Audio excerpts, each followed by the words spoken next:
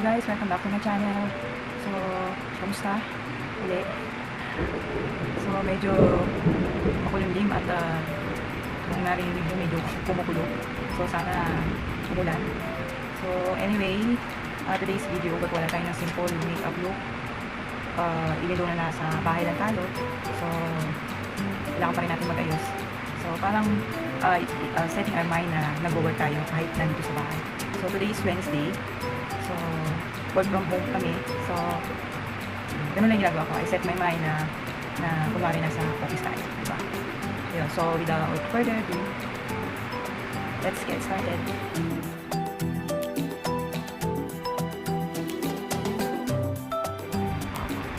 So, nandito ako sa harapan ng aking bintana. Ayan. So, medyo tanghali na kasi guys. Kaya medyo naaamoy ko na yung mga nagluluto sa kapitbahay. Dahil nga nasa harap ako ng bintana. Gusto ko kasi yung more natural light. Yun. Medyo maamoy na siya. Sana medyo lumakas para mawala naman yung init. Diba? Sobrang init talaga. Kaya minsan hindi ako makapag-film dahil sa sobrang init. Okay. So, pagpasensyahan nyo na yung aking background. Dahil doon na ako nag-work. Yeah, at the same time, may vanity mirror na rin. So, anyway, so, let's get started nga nga. Ayan, may background akong kulog. So, actually, nagamit ko na ito si Maybelline Liquid Foundation. Kaya lang hindi ko siya gano'ng natutukas sa pag-review. So, ngayon, ite-test out natin kung gaano siya talaga kaganda or ganun ka pigmented yung kanyang foundation. So, I bought this on Watson. Ang price niya is 195. Yeah. Good girl. Ayan. So, ang kanyang gano'n ml? 35 grams. So, dalawa yung color niya. Oriental at saka beige. Hindi ako nagkakamali. Dalawang color na. So, ito yung napili ko, Oriental. Medyo maputi siya. Pero, as I always said, na kapag acidic ka, kailangan one lighter color tayo. Yung pipiliin natin para, kasi nag-oxidize pa siya. So, may tendency mag-change yung color. Anyway, sandali lang ito, no? Without, so, gamitin natin ito. Yan ang kanyang color. Diba maputi siya?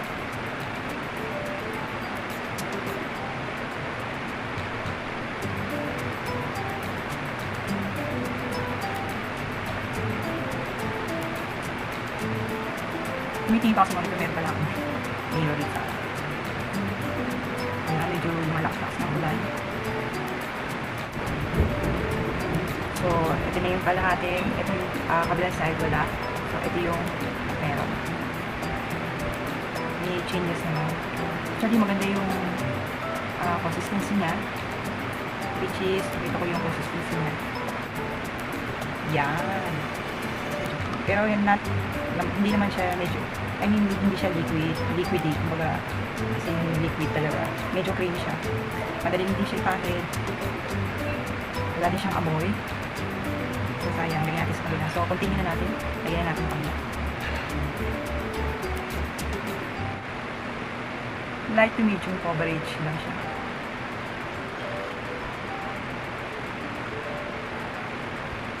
Dobling ko kaya.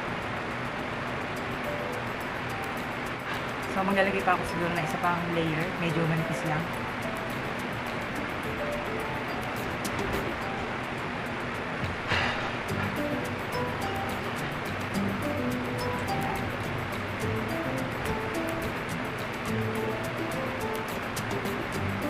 Okay, so gagamit lang ako ng concealer. Gagamitin ko itong si Makeup World.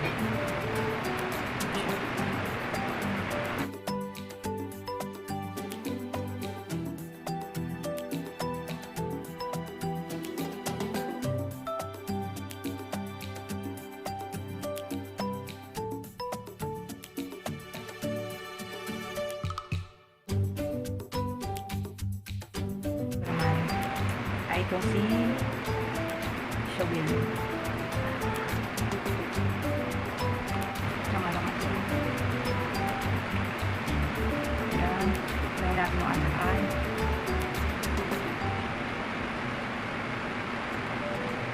Maganda rin to guys. Itong Porcelain Press Powder niya. Para ka na rin naka-foundation. So, itap-tap lang dahil wala akong brush dito sa aking karepan. Maglagay tayo ng konting eyeshadow. So, ang gagamitin ko naman ay itong dito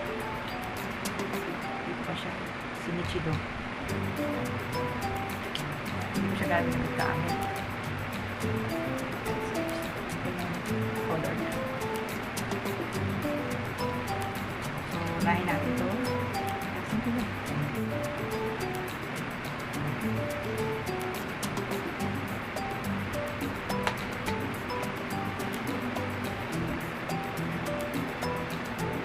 Then, lagay natin yung black background. So, outer.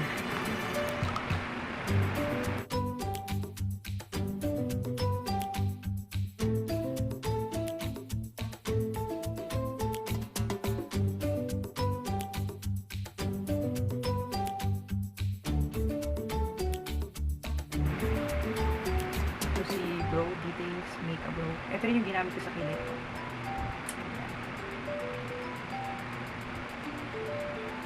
Hindi natin natatalab.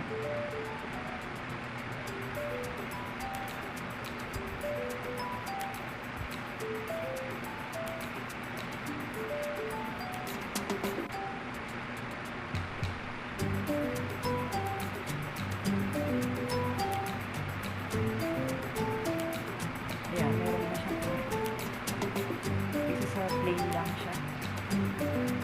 Yun. So, pwede tayong magbigay ng ayan. So, matte daw siya. So, sobrang base.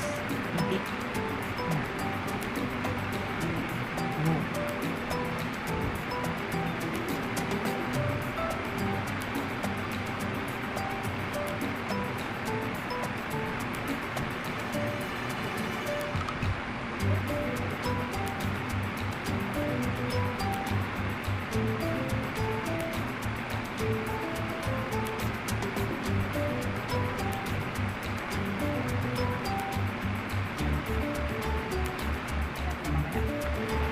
Punta tayo sa contour. So, gamit ko itong si Wet n Wild Contouring Palette.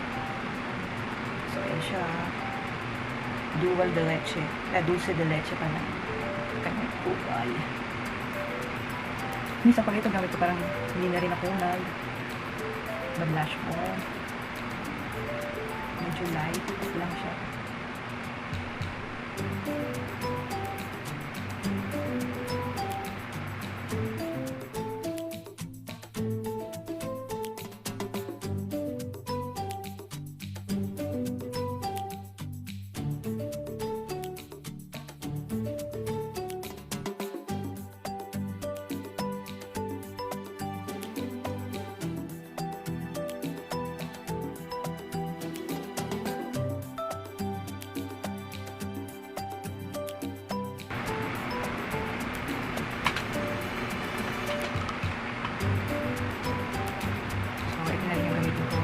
Sabi ko ng eyeliner.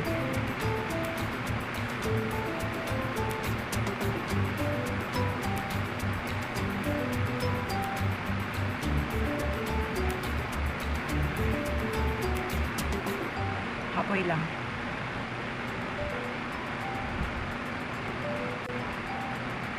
Then, i-blend lang na mabuti. Outward.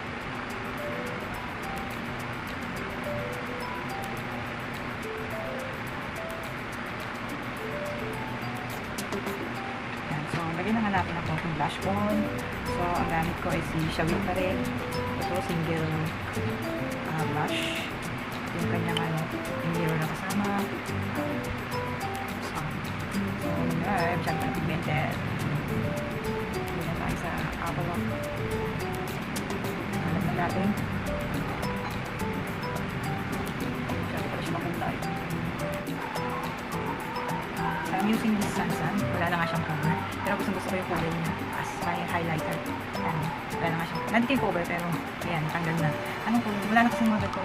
Single palette sa Sunsun. Iba na yung packaging at the same time. Paano din yung formulation. Kasi yung vanilla. Ayan. Lalagay na tayo dito. Para ma-highlight.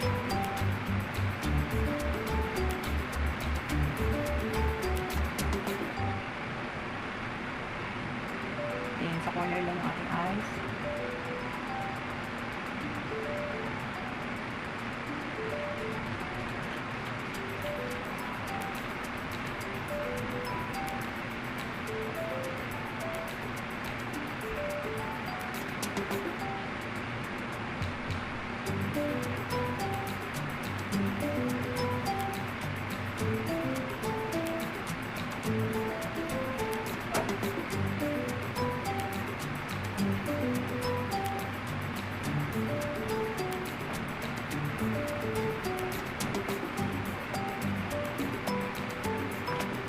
Then, para sa ating lipstick, pinagpipilihan ko to si Careline. Dalawa sila. Careline Matte Liquid Lipstick. Siguro ito na lang medyo nude. Glaze. Glaze yung kanyang color. Sa lahat ng product na ginamit natin, isuot ko na lang sa ating inbox. Okay. So, hindi na ako mascara and curler dahil medyo mainit. Hindi naman tayo naka-aircon. Nagtatrabaho ko sa bahay. Gastos na.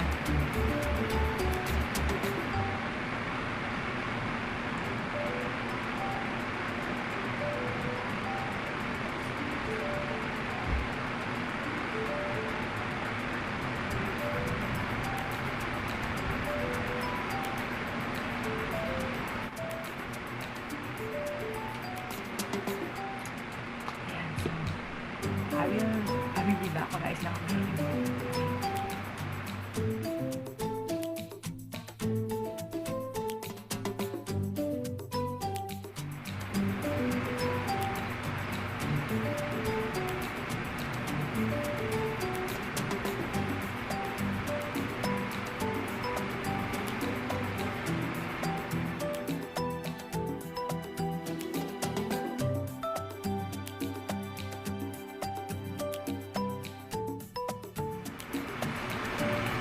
Wala, so I'm back again. So this is our final looks. So hindi lang ako nag-mascara or nag-curler. So naglagay lang ako ng lip liner dahil mas gusto ko yung detail yung lips ko. Lumalabas din yung natural color. So yun isang tip. And so sa looks na to lahat local brand ang aking ginamit. So actually ang kailangan lang naman natin i-testify dito is itong si as of now, I like the coverage ng foundation ko. Medyo lakado. Yung sabihin local brand. So, for now, okay siya. So, tingnan natin kung gaano matagal itong foundation ko. Dahil alam nila medyo mainit. So, hindi nagtuloy yung ulan. So, what time is it? 1:39 pala. So, mag-work muna tayo. So, naka-sleeveless ako kasi nga medyo mainit dito sa bahay. So, hindi naman pwedeng everyday naka-aircon tayo. Okay, so, magbigay tayo ng final thoughts after ko, or mamaya after ko mag-work. Okay, so, see you later. Hello, I'm back. So, today, ibigay ko na yung final thoughts about dito kay ito, mabilis lang to dahil low-bat na yung camera ko. So, hindi ako nag-blot or nag-retouch as you can see. As of, ano oras na ngayon? 6:27. Hindi evening. Kita niyo naman, nagmamantika ako. So, as I can see, okay pa naman yung aking foundation. Siguro konting blot lang. Pero nagta-transfer siya. Hindi ko alam kung pawis yun. Magkasama siguro oil and pawis. Yan. So, konting retouch lang yan. Pwede pa. Nandiyan pa rin yung aking blush on, yung aking eyeshadow. Ayan. May pagka-dewy effect ng konti, pero pawis po yun. Pawis at oil siguro ng aking mukha. Ayan. Syempre, lipstick wala na ako dahil nagmerienda kami. Tsaka, inom ako na naman tubig pag gantong mainit. So, sa aking final thought, sa akin, okay siya. Pang everyday use. Pero, not sure sa mga mabilis mag-oil up na katulad ko. Akin carry naman kasi kung nasa office talaga ako nagtatrabaho, siguro hindi naman ganito katindi yung oiliness ng aking face. Diba? So, carry lang. may pagka dewy effect nga, gaya ng sabi ko. Pero, kung malala pa dun, eh, medyo pangit ng tingnan, diba? Tsaka, possible na kumulas yung makeup eh. Pero kung everyday use nga, pwede pa siya. Tsaka, friendly budget. So, murang-mura lang siya, 195 sa ganito. Plakado naman yung pagka-pigmented niya as foundation. Then, napansin ko rin kanina na maganda yung pagkakalapat ng foundation. Hindi nga lang, madali siyang mag-oil up sa akin na oily skin type. Okay, so nasa sa inyo na yun kung kung gusto nyong gumamit or hindi. Kasi may ibang brand naman, may iba pa naman kayong brand na pwedeng pagpilian. So, may choices pa rin kayo kung gagamitin nyo to o hindi. Pero para sa akin, okay to sa mga nagbabudget na mom or working mom na tulad ko. Or ayos na ayos dito sa mga estudyante. At sa mga beginner na gusto mag-makeup. Okay, yun. Nag-blink na yung aking camera. So, if you like this video, don't forget to give me some thumbs up. And don't forget to share, like, and subscribe to my channel. Then, don't forget to click the notification bell para if ever may bago tayong video, mananotify tayo, no? So, that's all for today. Dahil nakaschedule naman ako sa kusina. After kong mag-work sa office, sa kusina naman. Okay, so see you on my next video. Thank you for watching. Bye!